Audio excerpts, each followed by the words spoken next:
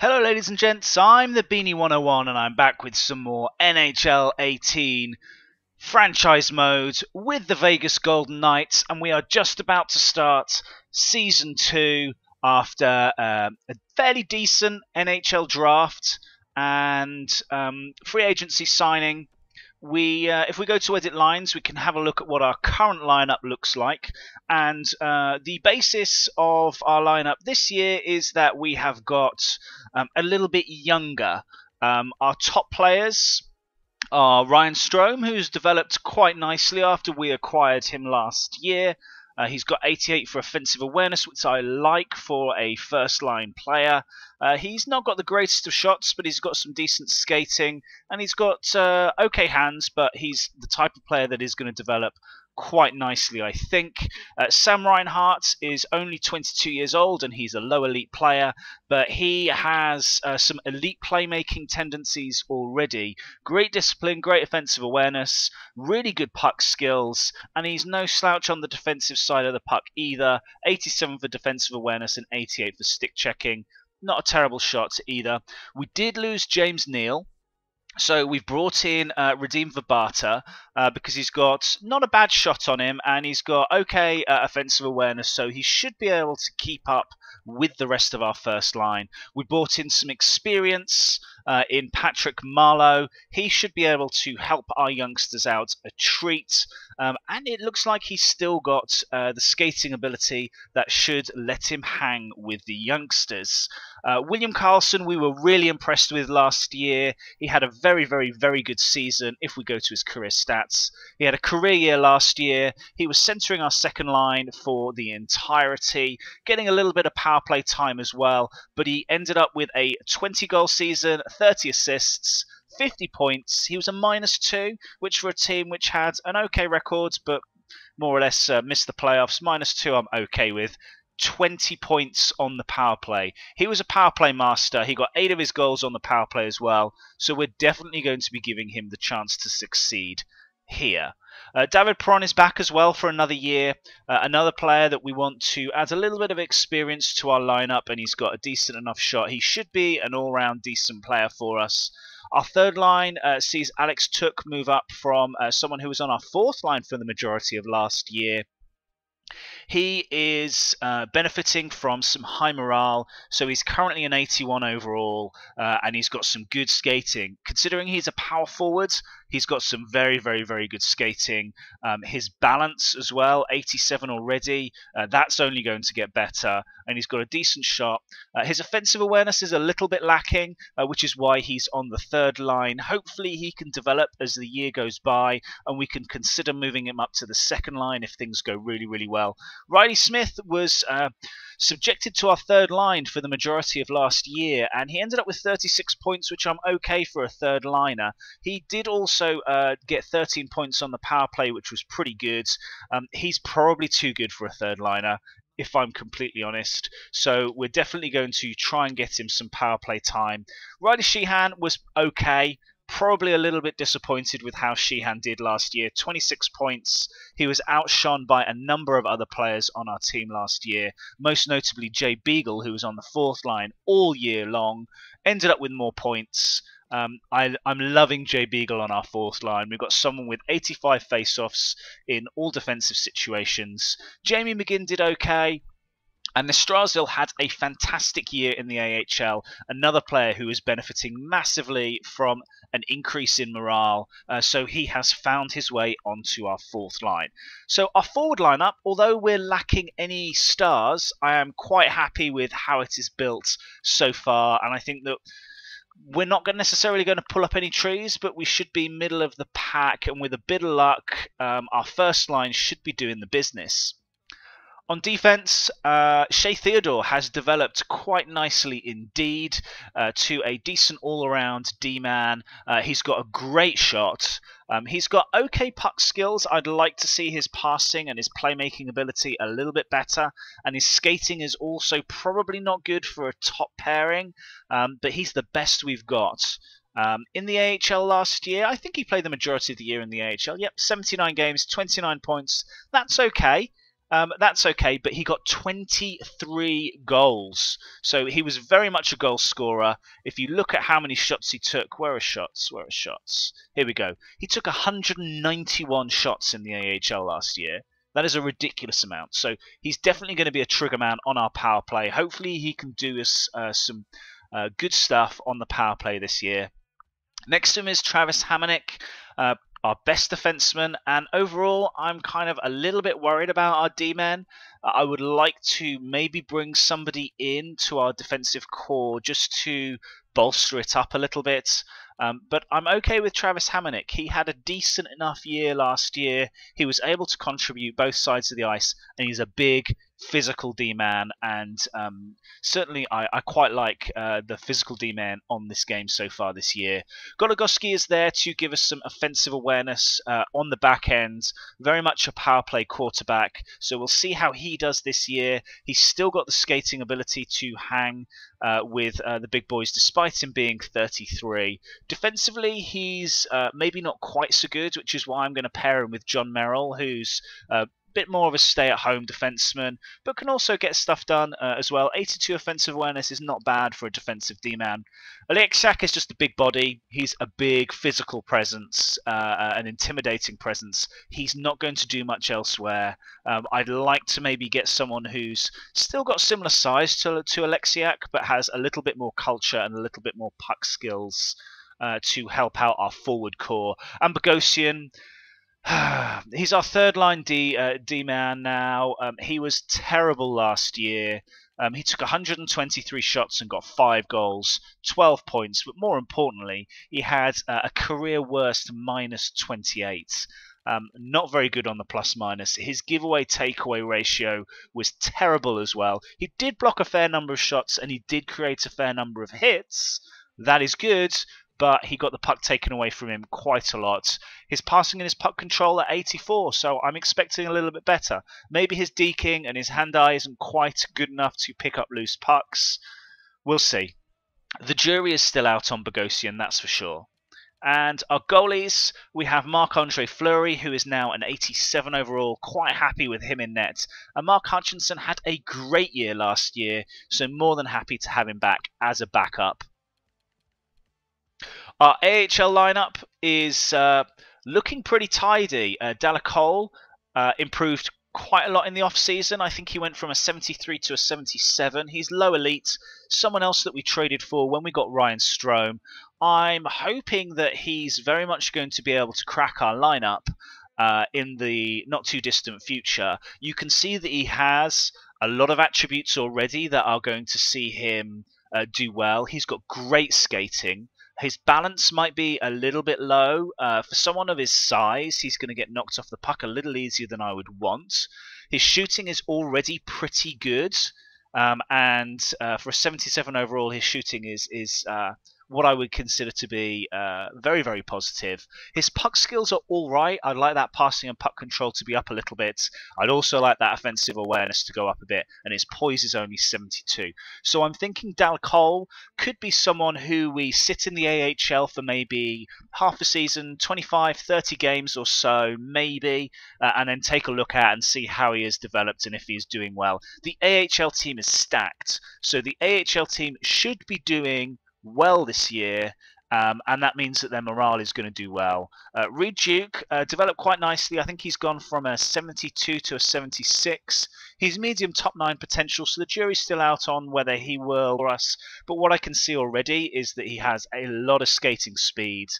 His hand-eye is pretty good as well, but he's lacking in puck skills. He's lacking in shooting. His offensive awareness is 81, which is fine for the AHL.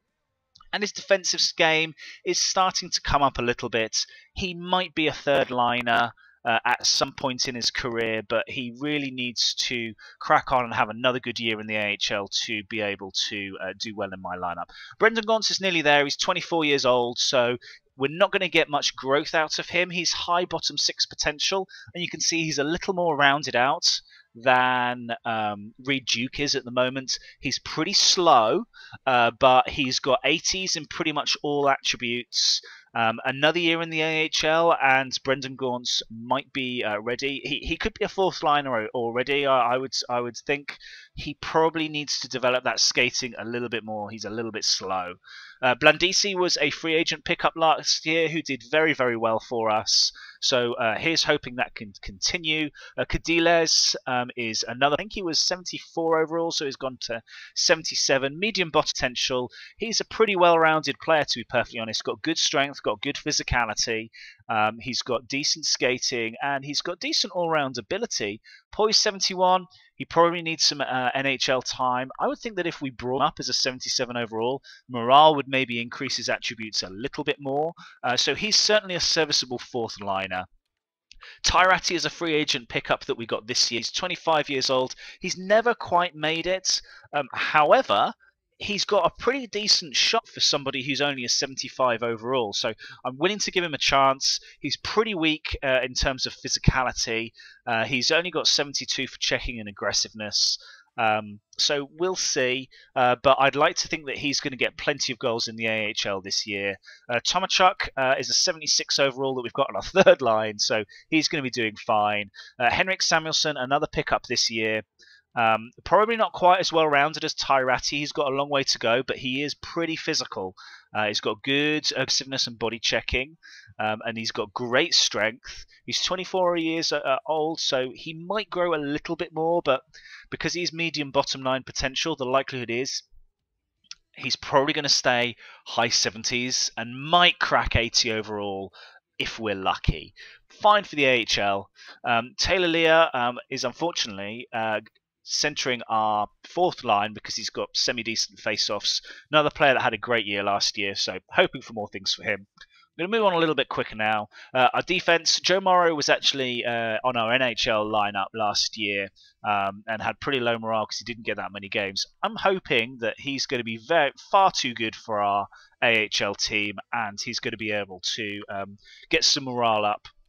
Silov and Valinsky are, I think, a couple of players that we picked up in free agency to round out our decor. Liljegren is a player that we picked up in our entry draft last year. He's low elite, so I'm hoping for him. He's already got 82 offensive awareness, which should be very, very good for the AHL, but he's only 68 overall, so he definitely needs a couple of years or so. Goal-wise, we've got Hammond. Vehvilainen grew quite nicely. I think he was 63 overall, and now he's 70 overall, which is pretty good. Hammond is 78, so more than good enough for the AHL. So those are our lineups. What do we think? I think our AHL team is going to do very well again. I think our NHL team is going to do similarly to last year. I'm not necessarily expecting the playoffs, but I'm not expecting to be bottom feeders either. So we'll see how we do. We've got pre-season to come, so let's get started and rattle through pre-season and see how we do. Because we've got our main lineup already set up, I'm imagining we're going to do well in pre-season and win a lot of games. So let's sim to the main season and get things started. I'm going to sim up to the 1st of October, I think. We've got budget allocations to do first. My mistake. So, player salaries. That's fine. Arena operations, promotions, advertising. I'm fine with all of that. I'm not going to mess around.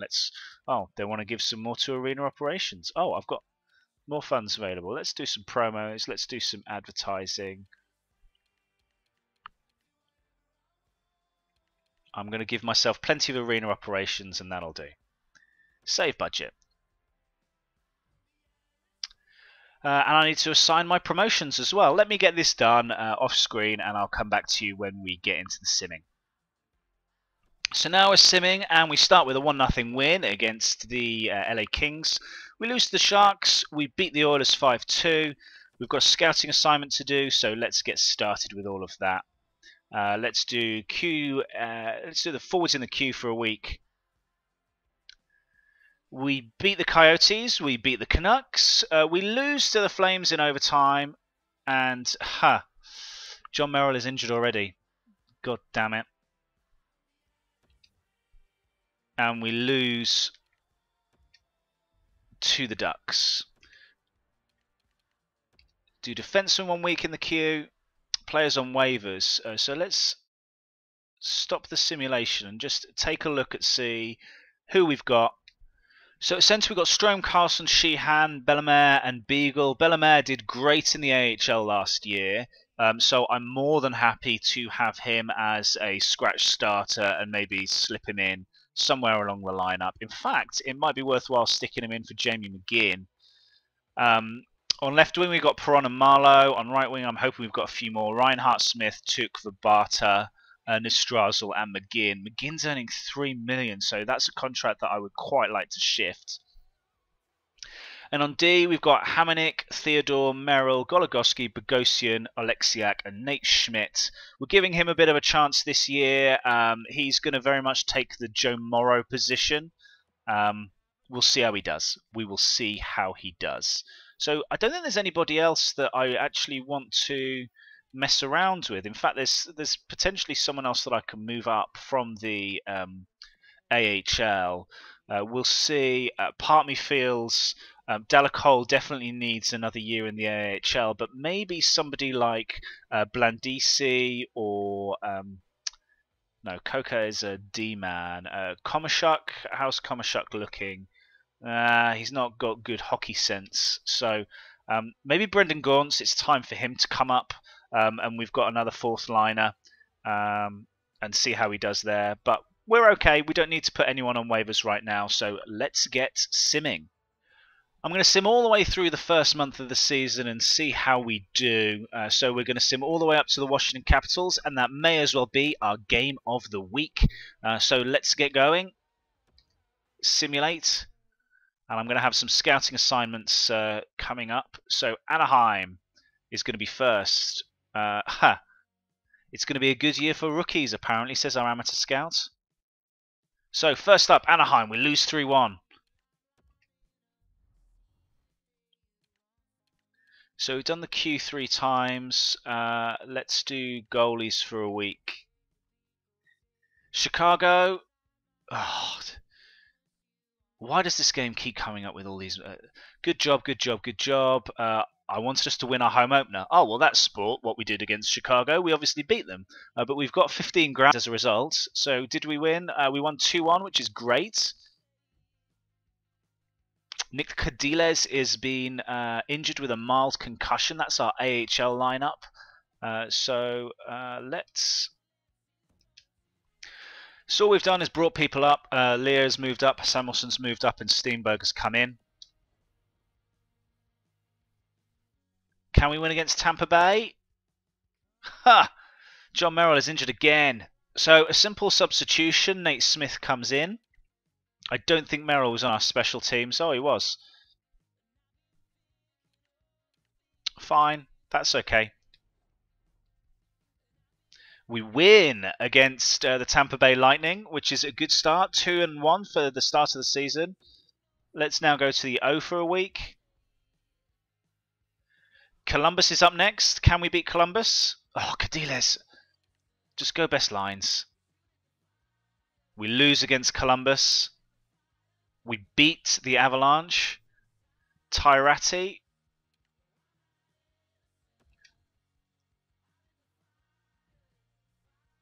And John Merrill is back to face the Pittsburgh Penguins. So Merrill is back. We'll keep him on the fourth line for the time being just to get over his injury. We lose 4-1 to the Penguins.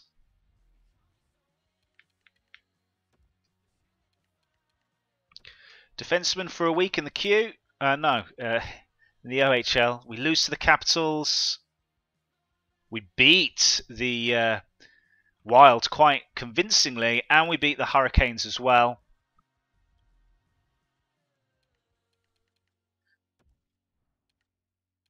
The reason why I'm doing this this way, and I'm only scouting areas for a week, is just so that I get every single region scouted at least once, because there were some players that I just didn't get the chance to look at over the course of the year.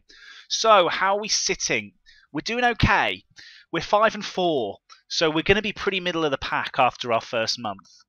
looking at our team stats, who's performing and who's not, we're doing okay. You know, Vibata, 7 points from 9 games. I'm all right with that.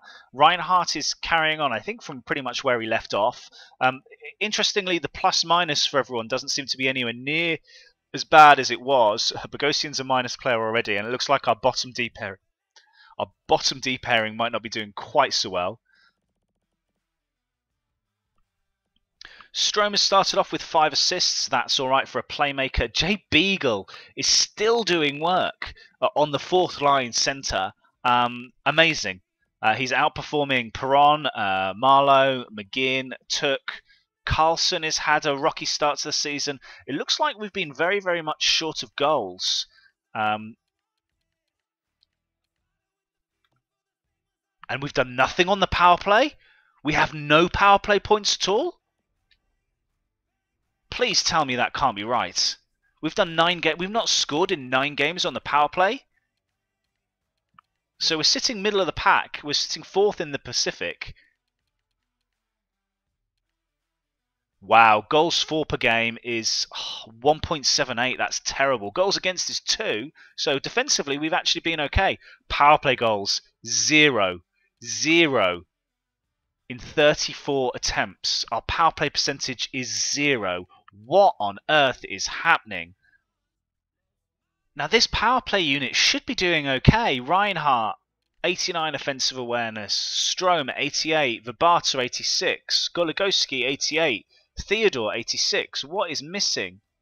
Do I need someone with better passing ability? Do I need to maybe drop Theodore down and bring Hamonic up? Carlson, Marlowe and Smith, that again should be a decent power play unit.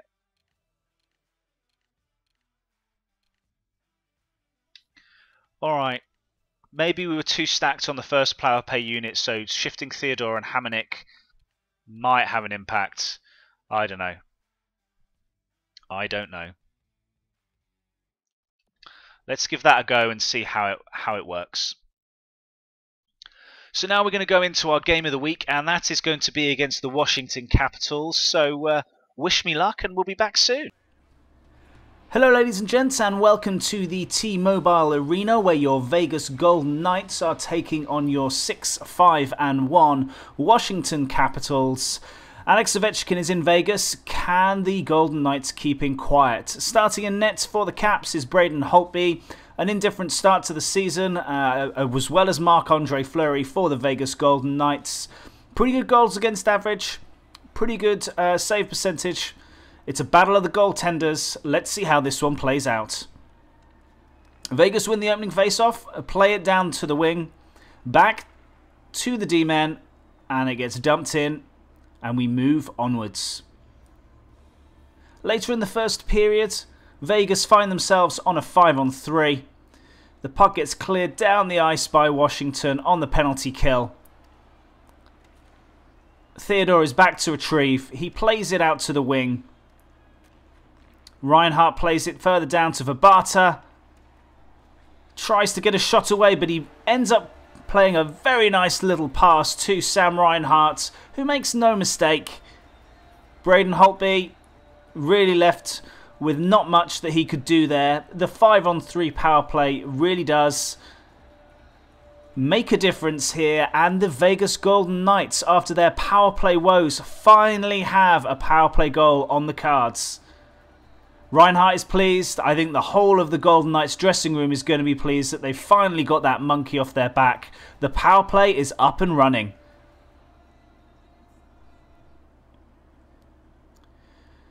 Deep into the first now, we have another power play for the Vegas Golden Knights. This time round, the puck just manages to get kept into the zone. Reinhardt loses the puck though, gets it back, gets a shot away. Back to the point. The puck is knocked loose and it goes down the ice, and there is a chase on. Carey comes away with the puck. He throws a shot on net. There's a bundle in front of net and it squeezes in past Marc-Andre Fleury. Carey with great work short-handed there for the Washington Capitals. And there's more power play woes for the Vegas Golden Knights, this time giving up a short-handed goal where they were really in a position of authority. Fleury's going to be disappointed with giving that one up. Lots of traffic, lots of bodies in front of him, and he couldn't really do anything about it. On to the second period, we have another face-off, this time in the Washington zone. Washington win it, play it down the ice with Backstrom. A nice pass to Vrana, who makes a little move, throws a shot on net, it misses the net, goes off the backboards, and it gets popped home. Nicklas Backstrom was the first to react off the shot that went off the backboards. We're going to take another look at that. That's his 4th of the season. Nice move by Vrana there. The shot goes wide, but Backstrom is the one who is more alive to the loose puck. And just plays it home, past Fleury, too busy looking behind him. And the Washington Capitals have the lead in this hockey game. Into the third period now. A face-off in the Vegas zone. Alex Tuch comes away with the puck. Tries to play a pass across and doesn't really get much on it. So it's turned over in the neutral zone. Point shot is whiffed on. Pilon gets the puck. He plays the puck forward.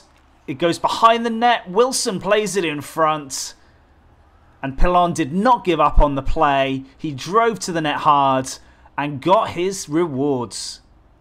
That is his first career NHL goal. All his teammates go to congratulate him. What a fantastic feeling for that young man. Garrett Pilon with his first NHL goal. They'll keep that puck.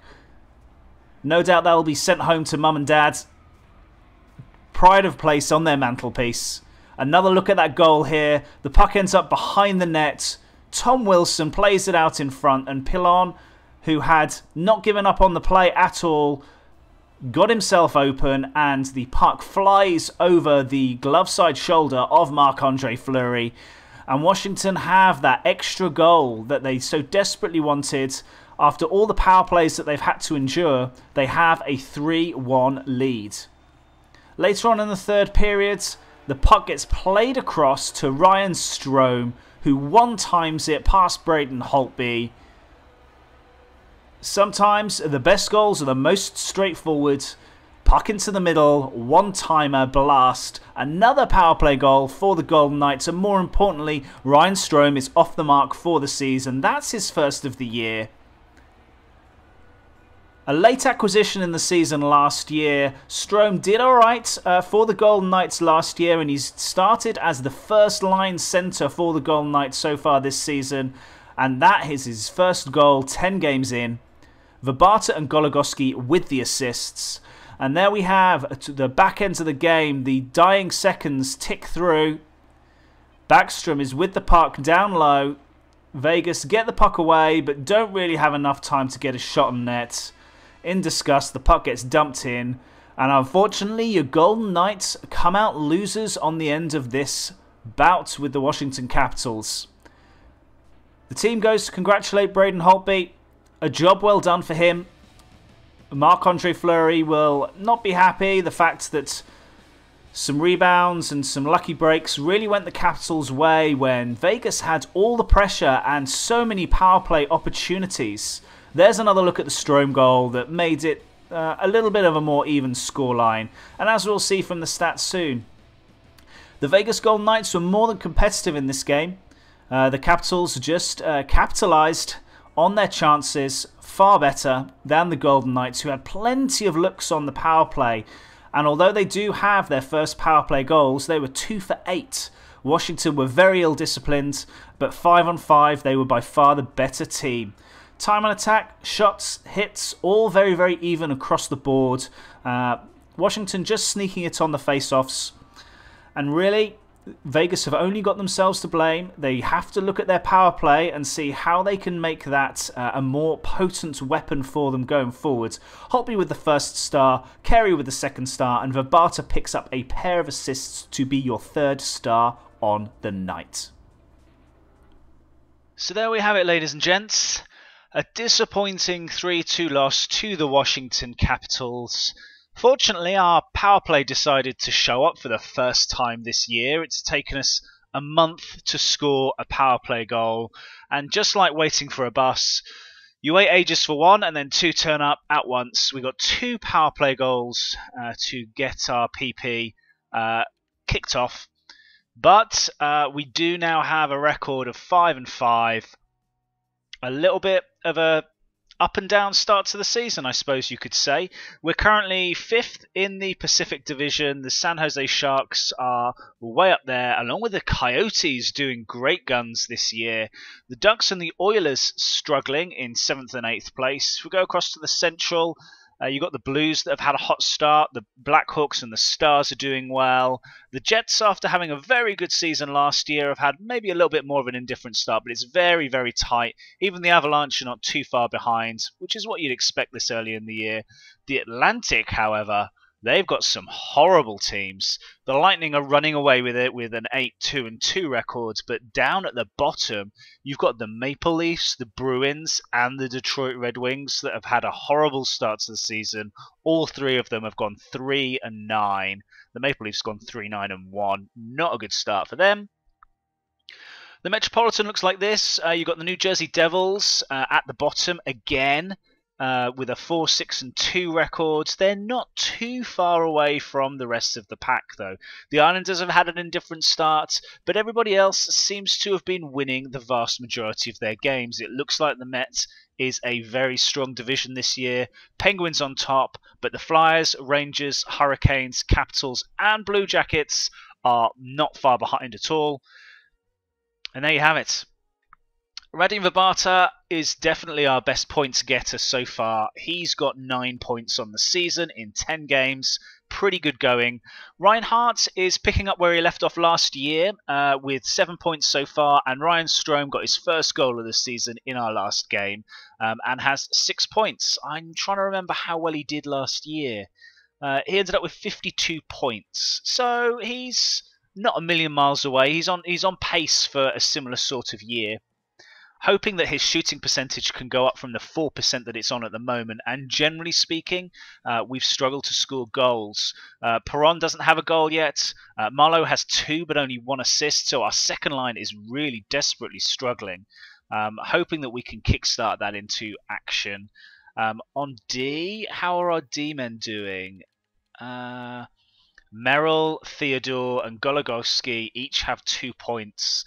Not really good, but kind of indicative of the fact that we are struggling.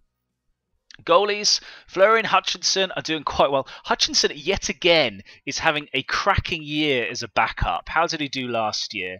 Played 20 games and he ended up at 9, 6 and 3. This year he's already played 3. He's won all 3. With a .969 save percentage. Not much you can read into that. It's only 3 games. Fleury is doing well again as well, though. Although his record is 3-5, 9.22 save percentage and 2.36 goals against. That's all right. That's all right. It sounds like keeping the puck out of our net is not the problem. It's getting the puck in net, which is where we need to focus our attention, particularly on the power play. If we can get a few power play goals, then I think we're going to be in a much healthier position because we've not been able to capitalise on that at all. For that reason, I have changed things up a little bit. I'm going to run with 4 forwards on the first power play unit. So we've got Reinhardt, Strome and Vrbata. I'm going to give Riley Smith some time. He desperately needs some points. I want to give him a bit of a boost. And then Marlowe, Carlson and Perron are going to be on the second power play unit with Theodore and Hamonic. We're going to see how that power play unit does. But anyway, that's enough for this episode. Next time around, we're going to do at least another month. I might do 2 months of the sim next time round. What have we got? We've got November and we've got December. So we'll probably sim up to the end of the year. And see how we do, and that should give us a better idea of where our team stands. 5-5 to start the season, pretty indifferent, but I'm not too disappointed. We need to get the puck in the back of that net. Thank you ever so much for watching. I've been the Beanie 101. Appreciate a thumbs up if you've enjoyed this video. Don't forget to share it with your friends if you think it's something they would like too. And check all the links out in the description, as it has some other stuff that I show on my channel, particularly Hockey Ultimate Team. But check out my channel and consider subscribing if you want to see some more NHL 18 content on its way. I've got a busy Christmas period. I've got plenty of videos on their way. So hopefully we will see you again very, very soon. Thanks ever so much, and I'll catch you again later.